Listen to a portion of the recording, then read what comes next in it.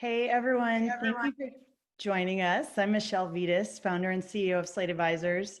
We are really glad to have you here today, and I want you to know that each of us has empathy for your job search. We've personally faced frustrations and are here to make your journey easier. A couple weeks ago, we discussed how to create your target job profile and target company list. So once you know what you're looking for, then what? How do you build your pipeline of opportunities? We've got 3 leading recruiters in tech here to weigh in. Michael J. Case is an exec recruiter and former VP of recruiting at Instacart. He was previously a recruiting exec at Uber, Salesforce, and Apple. Brittany Barron is an exec search leader at RocketPower. She's worked with seed through Series D startups in San Francisco, LA, and abroad. Kyle Edquist is an exec recruiter and life coach who's been recruiting heads of talent and talent acquisition leaders for hypergrowth companies such as GitLab, Box, and Phoenix. And also joining us is Diane Zoy. She's our head of career advising at Slate. She's been a tech exec at startups as well as larger companies such as Amazon and Schwab. And she's an experienced career and executive coach. So with that, let's get started. At any point in our discussion, feel free to ask your questions via the Q&A box at the bottom of your screen. And we will try to answer them along the way. And then we'll also leave some additional time at the end for other questions that you still have. So with that, Michael, can you start by previewing the ways that you advise job seekers to build their opportunity funnel? Yeah. Where do we start with it? I think one of the most important things is to keep it as wide as possible. We've discussed in some of our pre-calls preparing for this that a lot of times people have a pretty narrow idea of what you want to do based on what you've done before or what people around you doing. So thinking about what can you do to broaden that funnel to keep it as wide as possible, both in terms of the job, the company, the region. Really, this is a time to get a little bit creative, even a little bit crazy, right? We go back to brainstorming in elementary school and idea trees or spider webs or whatever it is. Get a whiteboard and write all the different things that you could be doing, all the different kinds of companies, all the different industries. Keep it super broad and open your mind to possibilities. I was on a call earlier today, yesterday, a coaching call where I was being coached, and my coach, I had this idea, and my coach brought me back and made me think of like 6 other ideas, and I ended up with much better ideas than my original one. So I think it's really important to like break out of your mold as you start this process. So that's a little bit big picture. I think Brittany and Kyle might have some more specific ideas. Great. So can you tell us more about strategies for developing warm contacts at target companies? The term networking gets thrown around a lot and can feel a little bit scary. What does it look like to actually develop warm contacts at the companies you're going after? One thing that, let me just chime in here on, what Michael said, and I completely agree that if you think about it in terms of the top of the funnel, and you want, when you're trying to really start your networking, really get your name out there, you want to keep that broad because there's so much benefit to your network knowing what you're doing.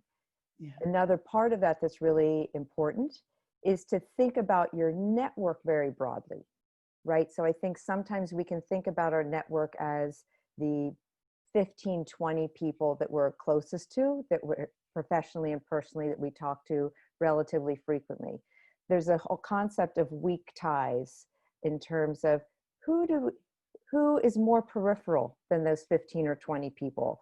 And so I think that as we start to leverage those weaker ties, and you may, depending on who you are, you might feel a little bit more reticent about reaching out to them. Oh, I haven't spoken to them in a long time. Maybe they're not going to remember me.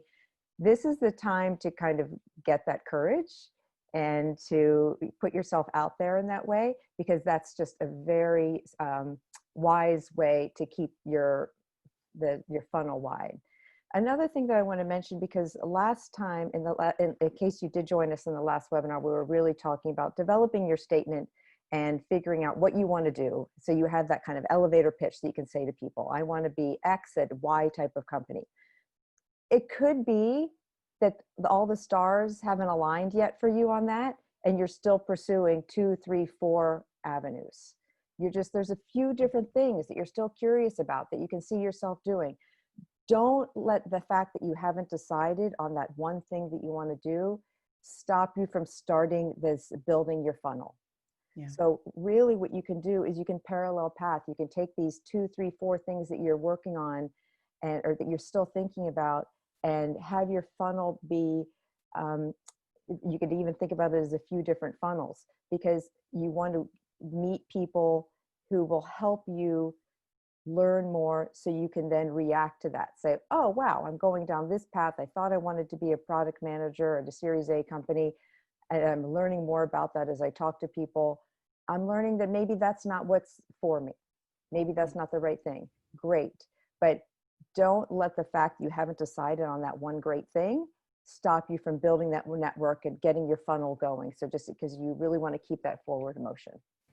I think what Diane said there is great, because I had a coaching call with someone I was coaching on their career yesterday, and it's that exact same idea of, you got to do all this different stuff. You don't know just like you don't know what job you might end up in, as Diane was speaking about, you also don't know where the job's going to come from. We work in business development. All of us work in business development of one form or another, and you kind of never know. You do a lot of different activities with no expectation that any one activity is going to lead you to the outcome and lead you to your job. So you do have to do a variety of things with the expectation that something will probably hit, and it may come from totally a different path. But I don't know who said it, but some general said, every general goes into battle with a plan. It falls apart as soon as you get there, but you still got to have the plan, right? And so speaking a little bit tactically to your question around this scary, maybe even off-putting or icky word of networking, where do you start and how do you do it? I think a great place is to start with your alumni of wherever you went to school, or any program you've studied in, anything you've done that's created a community. So go to that community. Look at your first and second degree connections on LinkedIn. Think about people without a direct connection, but that are somehow that you've stumbled across their profile. How do you reach out to them in a way that's direct and brief, but not off-putting?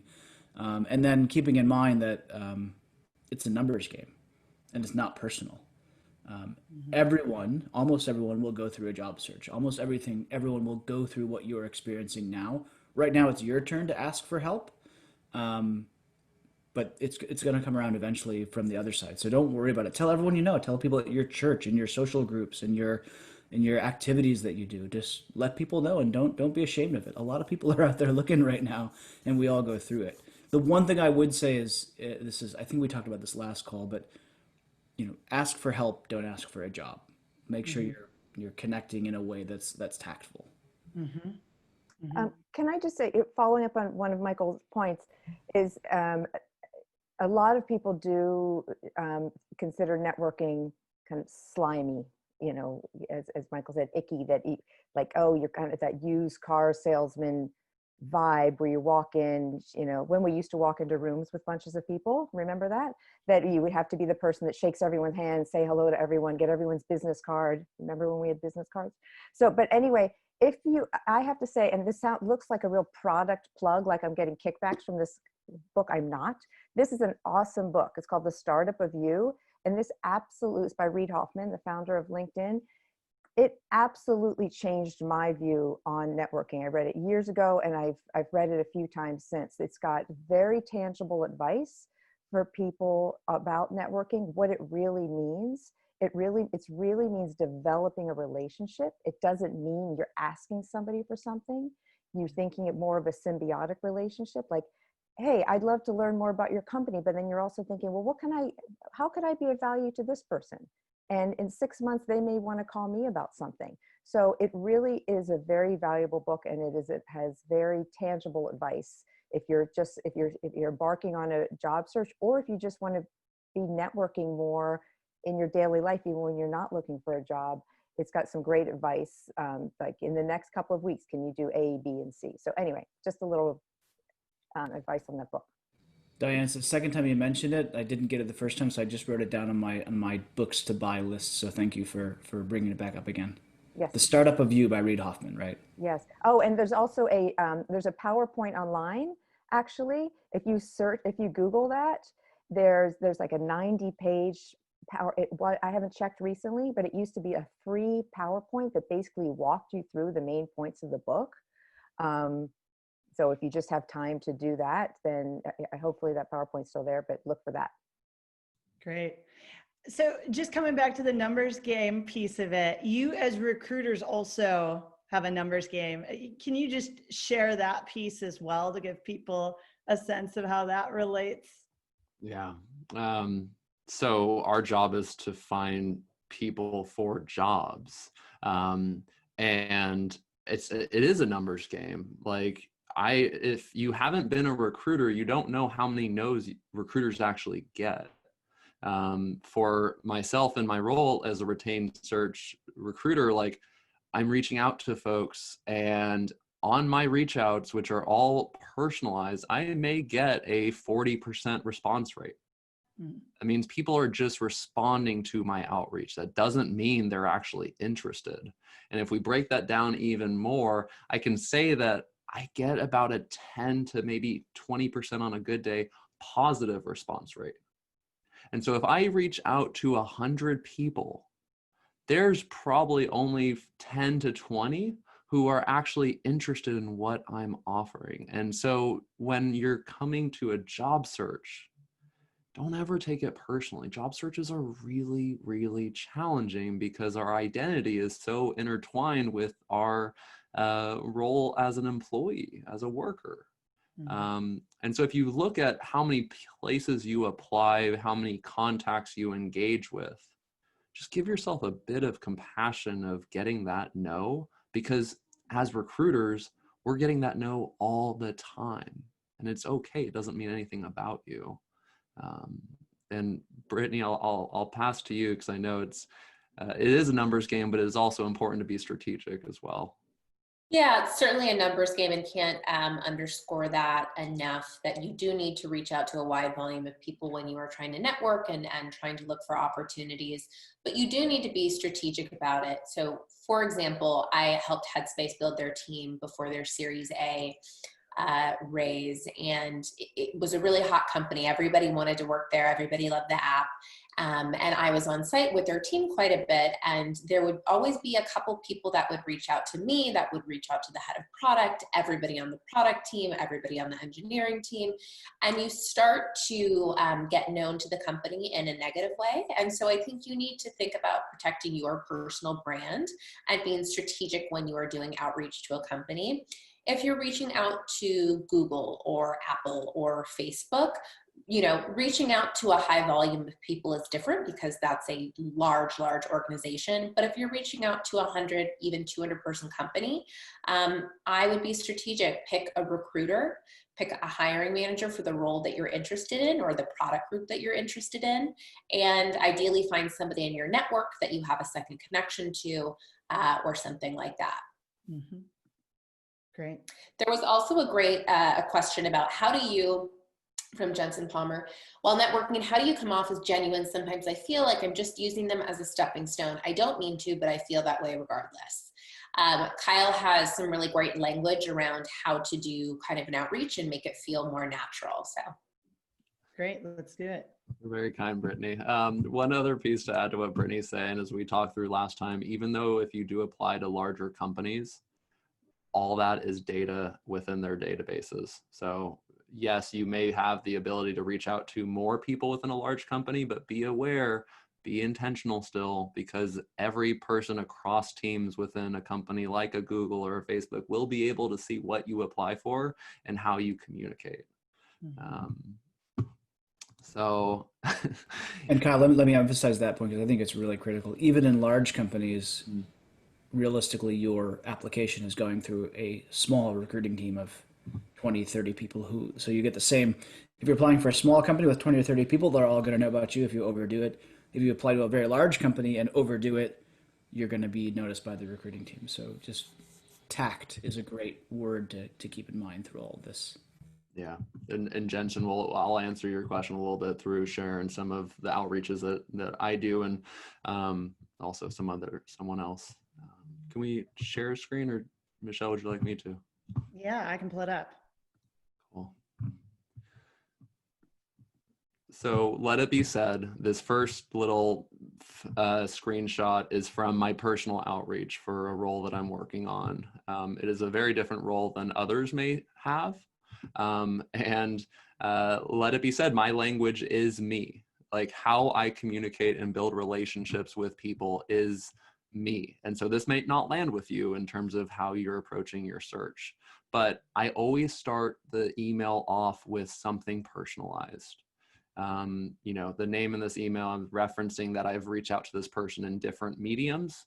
I've also referenced that I looked at their background and understand the companies that they've worked at a little bit to add some details.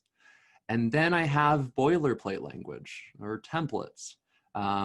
The information about the organization, it's all things that I've repeated, and it's okay to have information be repeated on your outreaches. One thing to note though, is I have formatting. Formatting makes things easy to read, whether it be bolded lines, underline, bullet points. You can add formatting into your LinkedIn outreaches as well as your email outreaches. And that's really important. It may seem very small, but it adds to the branding experience as well. And then I always end with a call to action. I'd love to connect with you. Would you like to connect with me?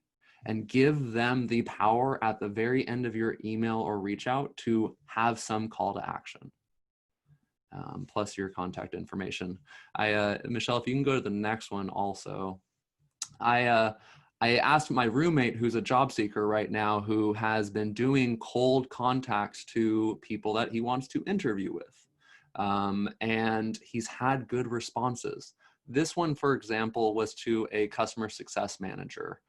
There was zero connection on LinkedIn. The company he had no contact with before. This was as cold of a cold outreach as you can get.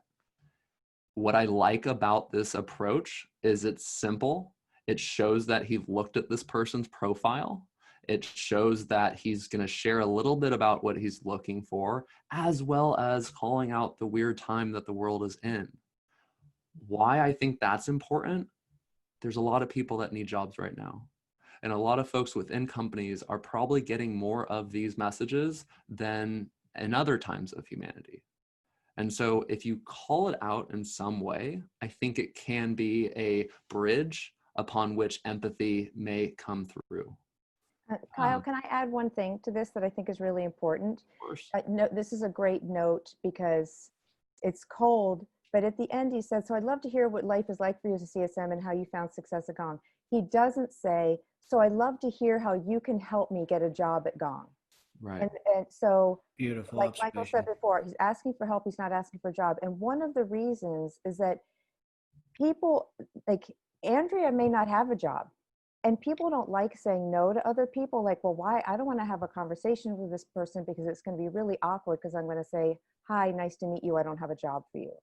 So what you want is you want to open the door to a conversation and a connection and building your network and building that relationship over time. But when you say to someone, hey, I'm looking for a job, can you help me get a job? It's very off-putting. It's too much too soon. So this is just, I'd love to, this is couched in, I'm doing research. I hope you can spare some time and help me do research as I try to break into this new industry. And so, and so that may or may not be a Gong, but this person is learning about what it's like to be in customer success. So that's a very, when you think about the language, even in your mind, you're thinking, I need a job, I need a job, I need a job. Is this person gonna help me get a job? I hope they can help me get a job. You have to kind of think about it from their perspective and think, how are they gonna read this? And they don't wanna be in the position of having to say no and have that awkward conversation. And there's those observations are so good, and that makes me even think more. This email it's beautiful. It's super short. We talked about brief, right? It's very, very brief. It takes 12 seconds to read or something. It's not hard to read. There's no hard words. It's just very easy. And to Diane's point, not asking for help. And a really important point is it's asking about the person. People love to talk about themselves and share. It's a fact. I've interviewed thousands of people. People love to talk about who they are. This is great. Like, who doesn't want to talk a little bit about themselves?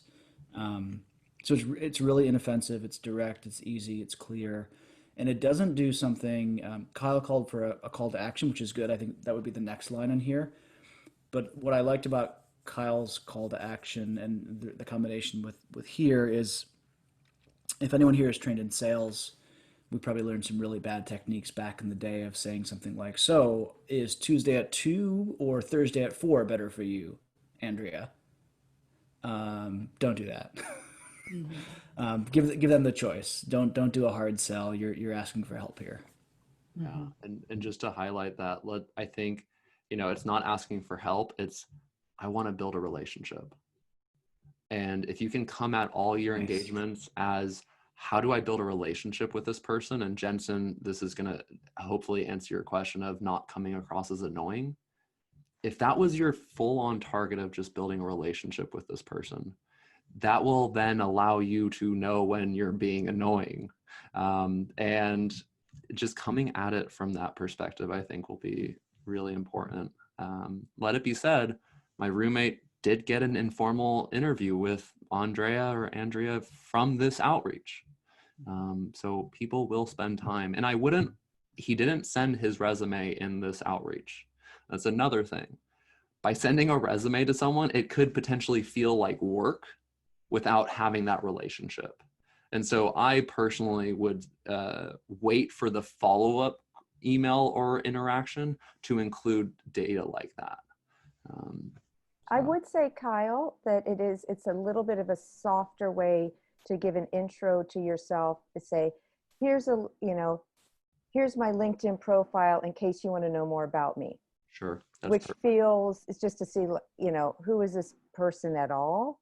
But I agree to not attaching the resume, but it just can be a softer touch to provide a link to your profile. Absolutely. Yeah, and hyperlinking it, like taking that 1 second to hyperlink it to show like you've taken a little bit of effort. Yeah. Like, here's me, hyperlink, instead of like a long URL with something strange at the end. I do think we should answer Jensen's question a little. Like, I don't think we should beat around the bush. That's a really good question of how to not be annoying. I've struggled with this my whole life, and now I just annoy my kids with constant pestering. But how do we think we do that? How do we follow up without being annoying? I've heard a rule of thumb. If I went to some seminar a few years ago when they were talking about networking, that it's appropriate to ping someone 3 times, and acknowledging, hey, I'm following up on my email of last week. Just hoping we can find a time to connect. Just using that same thread, and lo and behold, there are many times, and this is the advice I give my clients.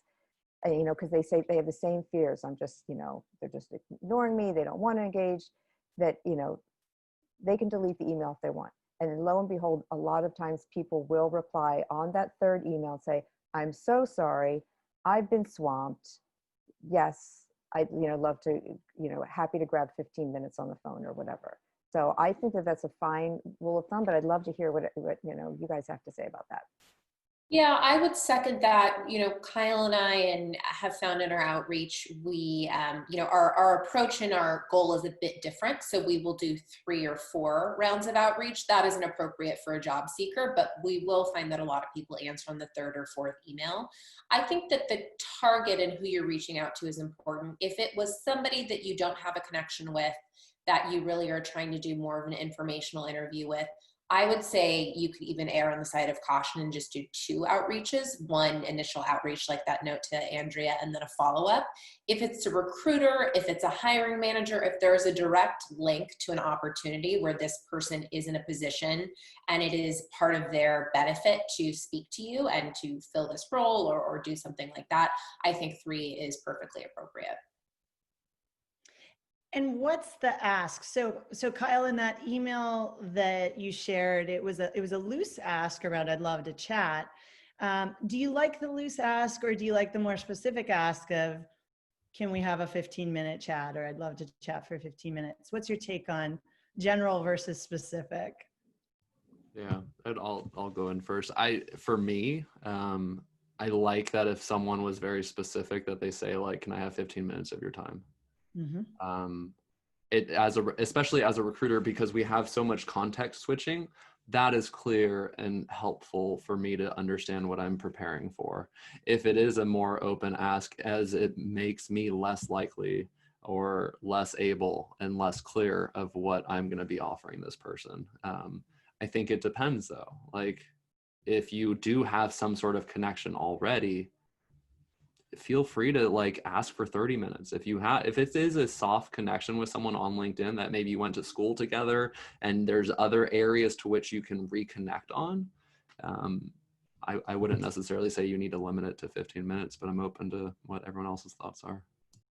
Yeah, I think the question of whether to have a general ask or specific one, again, is based on who you're reaching out to. So if you are reaching out to a recruiter at a company that has a financial analyst job posted and you're interested in that role, you can say, I'm reaching out, I would love to connect, I'm interested in the financial analyst role. If not you, is there somebody that would be better to reach out to? I think that helps when you are targeting recruiters and companies, because different recruiters have different areas of focus.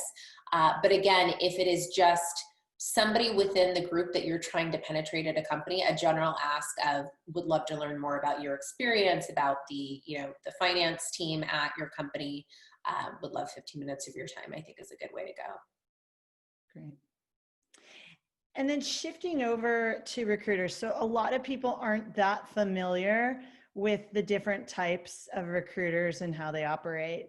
Can you share some of the differences between internal recruiters, contingent, retained search, and how they operate?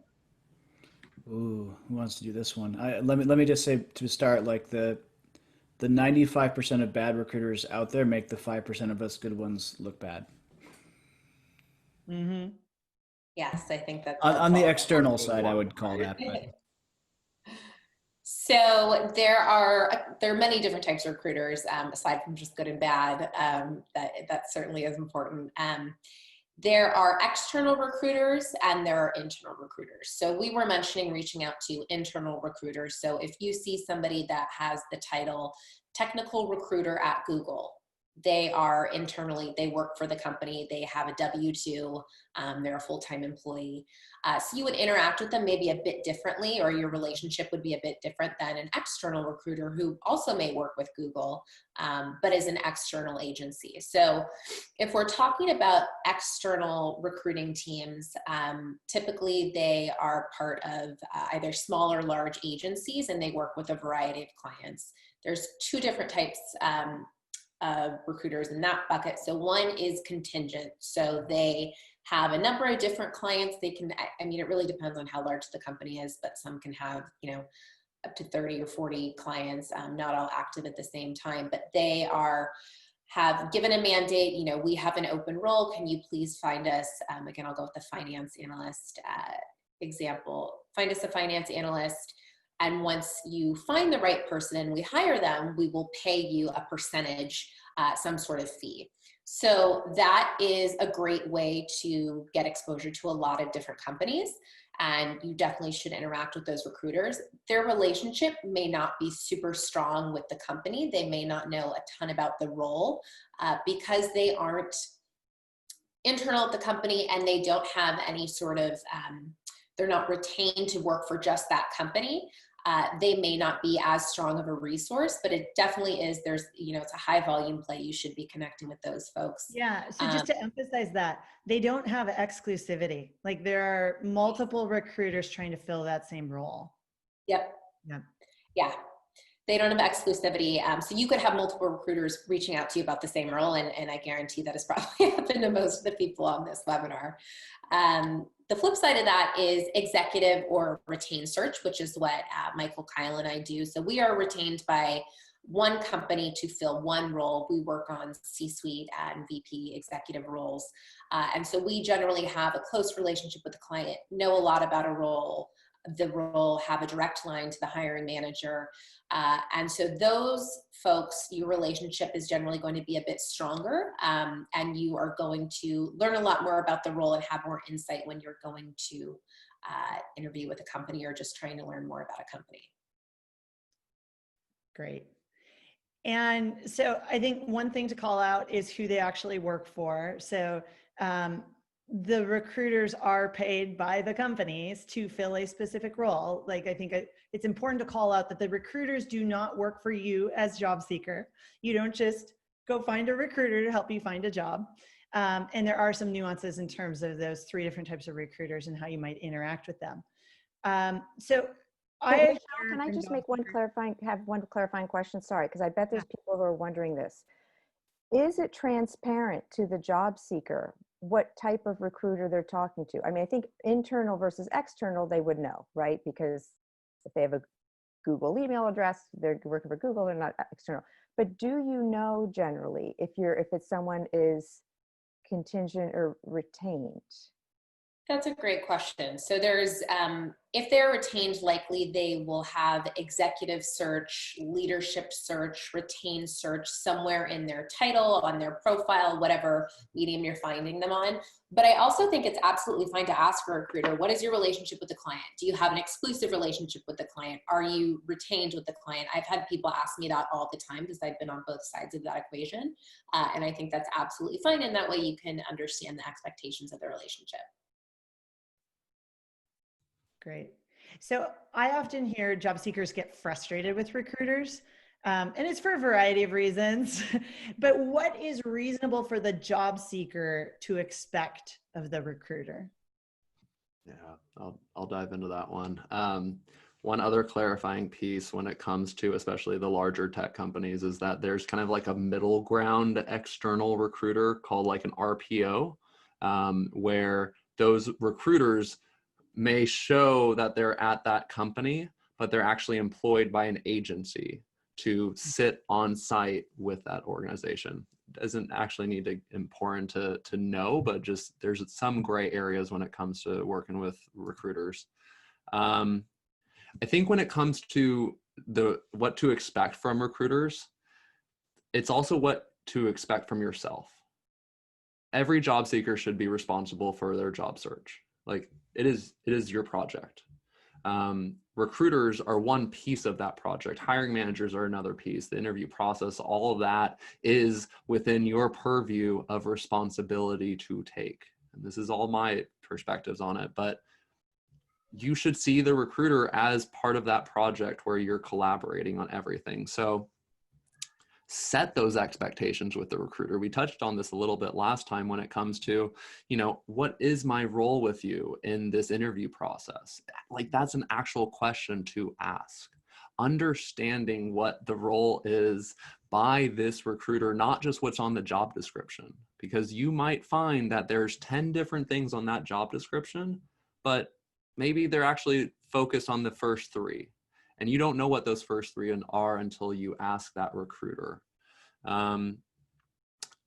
Some questions we get that I personally like is when a candidate asks, how do I compare to other candidates? When you ask that question to a recruiter, now it's a very vulnerable thing to ask. So let it be said if they don't dive into saying what's different, but you get to hear about the spots that may be weaker for your own candidacy that you can boost up when it comes to your resume or when it comes to the interview. So feedback and concerns on your background. Once you've gotten rapport with that recruiter, dive into it. Ask the really hard questions. What concerns do you have about my background if I go forward in this interview process?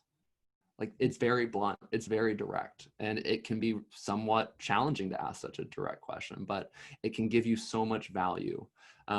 Ask for timing of communications. Should I expect to hear from a week? What does this interview process look like in totality? And then timeline. If you haven't interviewed with a recruiter and they're not responding, give it more time than if you have interviewed. If that recruiter has invested time with you, follow up every 2 days or so. I think you should hear something, even if it's a no response or no update. They should respond with that. Anything else I'm missing, y'all? Yeah, I'd re-emphasize this is all great on how to get the best relationship with your recruiter and to as a candidate to lean in, right? Which is great, and I think recruiters often respond quite well to that. Recruiters want to work with folks who are interested in engaging.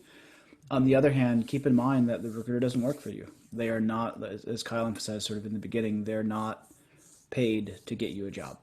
They're paid to find the right candidate for that company that they work for. And so just keep that in the back of your mind in terms of where their priorities might lay, and just understand that. And then I think the last thing that I encounter, I think I think Michelle, you used the word frustrations with recruiters. Absolutely. But don't let your experience with your last recruiter unduly negatively influence your experience with your next recruiter. They're people. You might have got a bad one. You might have had a bad day. Who knows? But remember that it's a relationship as well, and go in with that attitude of kindness, and I think you'll have a better experience. Great. We just had a question come in. You talked about the 95% of recruiters making the 5% look bad. How can you tell a good versus bad recruiter up front? Because I've had bad experiences in the past. Oh, so have I. And it's hard. I don't know. I've had bad experiences with some recruiters at the most famous global executive search companies on the planet. They looked really good on paper. Yeah. So I think a good way to think about it is that a recruiter makes their money if you get the job or somebody gets the job. So they should be doing all they can to empower you to get the job if there's a reasonable fit. So if you're interviewing, they should ideally provide you with as much information as they have. Granted, if they are a contingent external recruiter, they may not have a ton of information. So take that with a grain of salt, but you should be asking them to provide all the resources, information, and data that they possibly have on the role and the opportunity to arm you to go into the interview and do your best. So I think good versus bad, do you feel supported? Do you feel that this person is, rooting for you? You know, I remember when I was on the contingency side, like, even though I didn't know if this was going to work out, like, you're really rooting for the person to get the role, one, because it makes sense for you, you hit your goal. But if they're a good fit, you know, you want to help them succeed. So I think you should have some sort of relationship where you feel comfortable asking questions and really extracting value from them in a genuine way. Mm-hmm. And one other piece I would add really quickly, and Jensen, really appreciate all the questions you're throwing us. Everyone else who's here, please ask us questions. We're here for this reason. I also would rephrase the language of a bad recruiter. I don't think there's a bad or good, at least in my own personal purview. I think it's more of recruiters who aren't effective. Mm-hmm. Recruiters who aren't necessarily, like, the workability is not there with that recruiter. So it may help open up a bit more of the compassion that Michael's speaking to when it comes to working with that 5% who are effective with their roles. But I'm going to stick with my original language. I've actually managed bad recruiters. So unfortunately, there are bad people in the world, and people that are bad at the job. And I wish I could say that tenure was a thing to look at, but it's really not. I've met some people who have shown up and in the first few weeks of recruiting are just great at it and treat people really well, and I've worked with people who have been doing it for 20 years and treat people pretty poorly. Mm-hmm. I think this is where referrals are useful as well. I know it gets a little bit tricky when you're looking for a job, but keep an open mind, I guess. And remember, sometimes that recruiter that you might not love working with is the one that has the relationship with the company that you want to go to, so you might have to stick it out too. Yep. Jensen, that's want to answer your question quickly. That's a really interesting situation. I would say that is generally not normal. You don't need to sign a document saying that you'll only go through them if it's a contingent recruiting firm. I wouldn't sign anything like that. So they may try, but that really is I'm not sure what the benefit of that is for you. So Mhm. just to be Yeah, that honest. sounds super dodgy. Yeah. I've never heard a legitimate recruiter say something like that. Great. So I think probably a good time for us to switch over to the examples. So we asked a number of you in advance if you'd be willing to share your profile with the group. The panels selected a couple to highlight. And so I'm going to share screen and maybe we can dive in. I know there was one question that came up about how to find recruiters to reach out to. Maybe in the context of these examples, Kyle and Brittany, you can actually speak to. For these examples, how might you find recruiters that would be a good fit to reach out to? Yep, it's a great question. So I'll start with just going over the profile. So Sylvia, she's an enterprise account manager. She is targeting a role, an account manager or customer success role. Her blurb kind of about herself that she provided is on the side. Account management or customer success role at a software company. Ideally, she's focused on a revenue generating role as well. And so this person is really going to reach out to a recruiter that is on the sales, customer success, and account management side. If you reach out to a recruiter who in their profile says technical recruiter, they're not going to know what a renewal is. You need somebody that understands the sales ecosystem and sales recruiting and account management recruiting. So I would look for those keywords when you're looking for somebody's profile. As far as sample recruiter outreach, I would love if somebody sent me a note like this. Found your profile on LinkedIn, hoping to connect. Tell me exactly what your title is, what your background is, how many years of experience you have. Are you in the B2B or B2C space? Give me as much details as possible in as concise way as possible. I have experience working with startups under 500 employees, including you can provide some company names, and I'm targeting this. I also think that this note about renewals and revenue generation was really important to note specifically for this kind of role, because any recruiter or anybody that's seeking this kind of job knows that there are two kinds of customer success and account management jobs. So if you do have some sort of differentiator that you are either not interested in a role that has X or Y, or you are open to roles that have X or Y's, depending on your industry, I would add that in there as well. And then just closing with an ask, do you have any clients that may be interested in someone with my background? And if I didn't have a specific role for this person right now, I would connect with them regardless, because I know exactly what they do. And I know that at some point I could find them a job. Mm-hmm. Great. And then Diane, on the developing warm contacts within target companies, do you just want to speak to that piece? So she's a Berkeley alum. She's got a lot of LinkedIn connections. Yeah, so there's a lot of ways for her to be developing these warm contacts. Obviously, through Berkeley and LinkedIn. But the way that I would use LinkedIn, let's just start there, is what I was saying before, is go down and literally go through those 500 connections. And, and as Michael was saying in the beginning, get creative. Don't just talk to people who are in, account management or customer success roles. Connect with people who are, adjacent to those types of roles at companies. And if you want to stay in the Bay Area, that's fine. Just keep it to the Bay Area. But there's companies who have, maybe there's somebody who's in their Chicago office, but this company has offices in the Bay Area, right? So think tangentially in terms of who you want to talk to. And literally, if you have, 100 people on a list to contact, yes, that may seem overwhelming, but I would say that's a really excellent number, because you would start going through that and you could be very strategic and think like, okay, well, this person isn't in customer success, but wow, they're at this company that I'm really interested in. And they were in sales for 7 years. And so they're going to know a lot that's adjacent to what I'm interested in. Let me just connect with them, or let me just connect with this person who's, the second degree connections, right? So these are where we really want to start tapping into those weak ties. Again, it can be uncomfortable for some people, but believe me, once you've done that a couple of times, it gets very easy. And when you're sending out those emails that are very approachable, have a direct ask, you will find that it can be very productive for you. Great. Anything else anyone from the panel wants to add on this profile?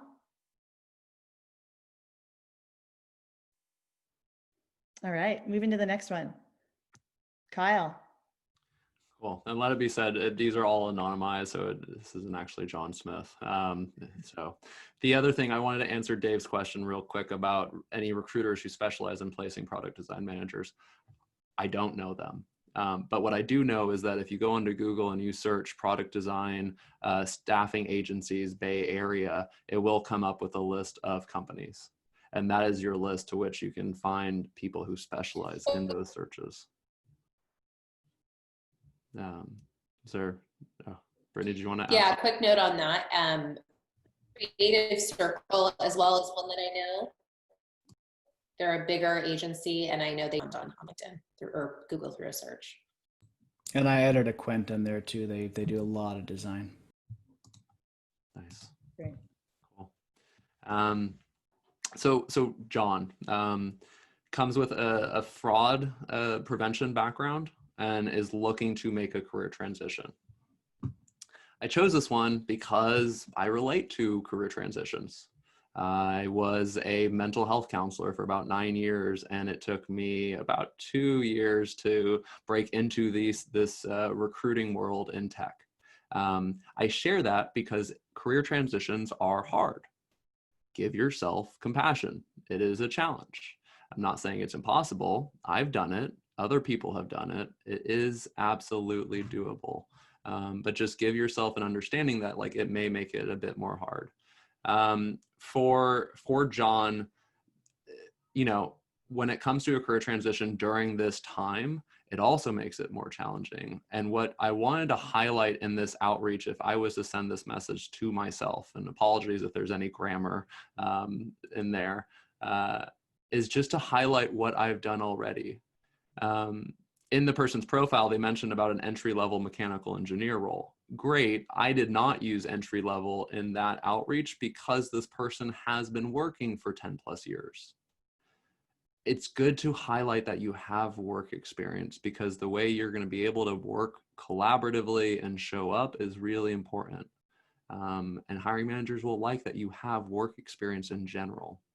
I highlighted the mechanical engineer in bold, italicized where I'm looking for it in locations, and then just gave a bulleted point. I like bullets. I like formatting it. For me, it feels like it makes it easier to read. What I appreciate about this person's profile was that they had a lot of numbers in their LinkedIn. Great.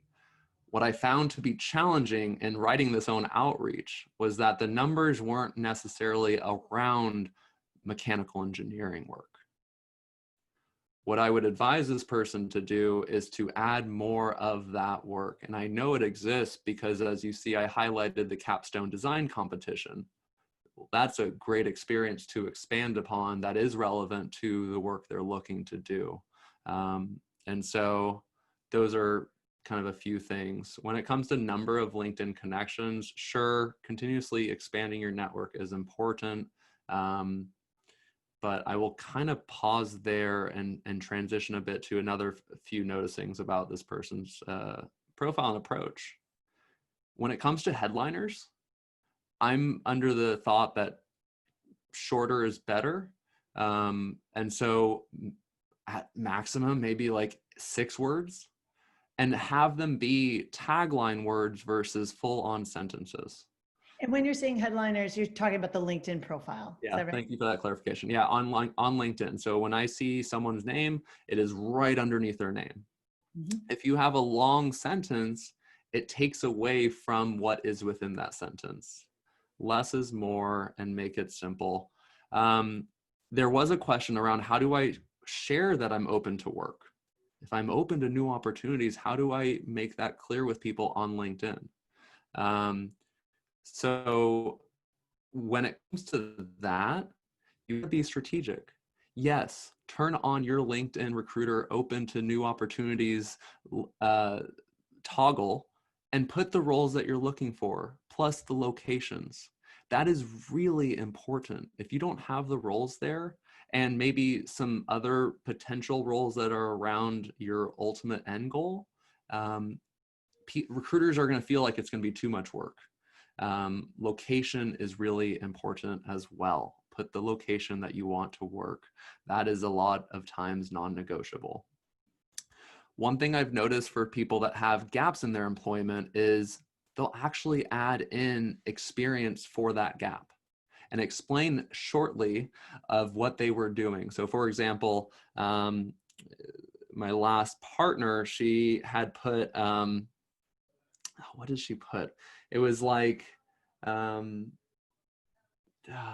blanking on what it was, but she basically built her own company on LinkedIn, had a little logo because she was a designer, and then used that as an experience to describe that she was traveling abroad or she was taking care of family or things like that. That's another way to go about it, but I wouldn't broadcast it loudly that you're open to work, because you don't want to come across as needy. You want to come across as desirable. And just to clarify that piece, so on LinkedIn, there's a toggle that is kind of discreetly advertising to basically recruiters only that you're open to entertaining new roles. And people who are currently employed but looking for new opportunities also use that toggle. So it has a different feel to it than someone publicly saying, looking for new opportunities. Yeah, absolutely. Yeah. Thanks for that clarification. Another piece, this is just part of engaging with recruiters, emails. The email to which you correspond with people is important. I will say I've judged people for having non-professional email addresses or email addresses that may be attached with other email sites that like aren't as hip or chic or technical these days. Throw it out there, Kyle. Which ones? Which ones do you judge? I judge AOL. I would stick to what we know of Gmail, of you can use Hotmail, Superhuman. There's lots of other ones that are today like redefining email. So stay up to date with what there are. Especially if you're working in tech. Especially there. Yeah, it's super easy. I'm sorry, Mike. I've heard the same thing about Hotmail. I have heard that from tech companies that they judge people who are still have Hotmail email addresses. I would stay away from Yahoo, Hotmail, AOL. You're like anything from your cable company. just get a Gmail account. It's easy. Well, and you don't have to use it as your primary account. You can use it for job search. Specifically for your job search. It's actually a nice way to do it. That way it's all in one place and you can connect your LinkedIn there as well. Yep. Brittany, did you have something to add to that? No, I just think the Hotmail, AOL, +1 to that. And I also think just make sure your name is somewhat professional. Great. First and last name, some variation of your initials with some numbers if your name's taken, something like that is always safe. Great. So to wrap this one up, Diane, do you have any comments on the transitioning job seeker, the job seeker who's looking to make a move, a shift in role? Well, yeah, I mean, it really could be its own webinar, but I will, I work with people all the time to do that. And I will emphasize what Kyle said. It is hard, but it is doable. And you do need to have patience, and you do need to have truly some compassion for yourself, because you will, if it's a numbers game, it's a little bit of a harder numbers game.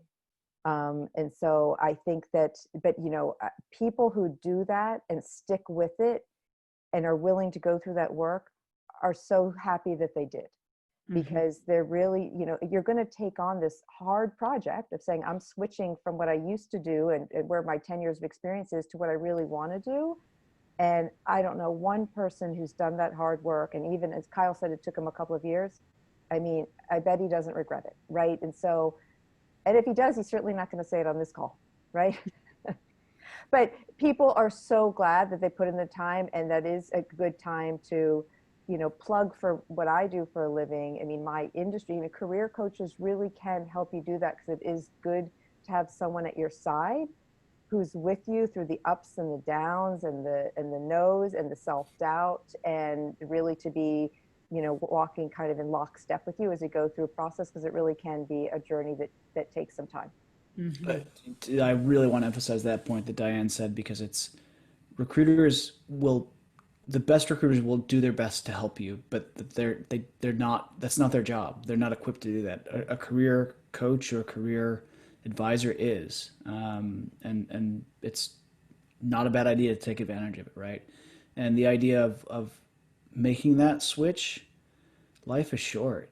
If you want to be doing something else, do it. It's going to be hard, but do it.